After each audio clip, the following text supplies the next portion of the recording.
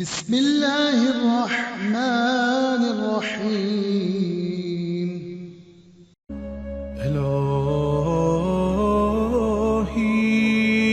إلهي أدم البلاء وبرح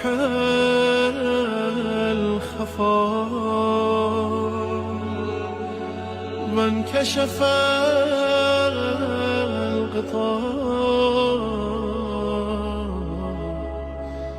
وانقطع الرجاء وضاقت الأرض ومنعت السماء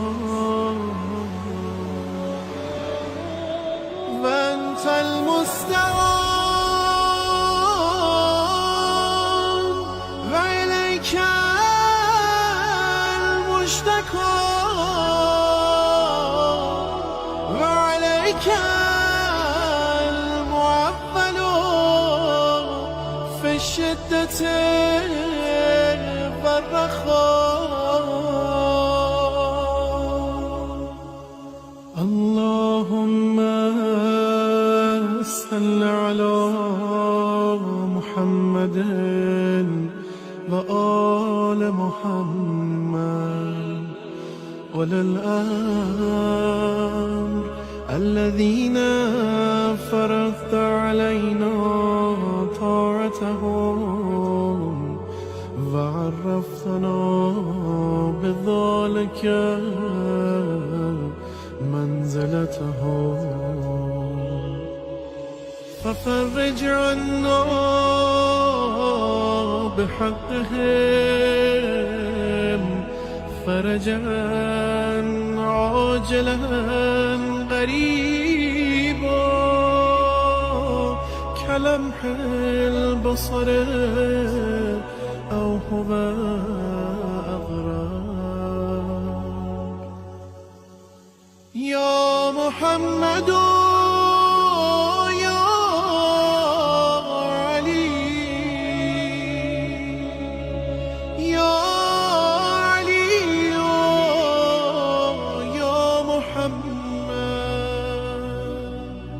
اكفياني فإنكما كافيان وانصراني فإنكما ناصران.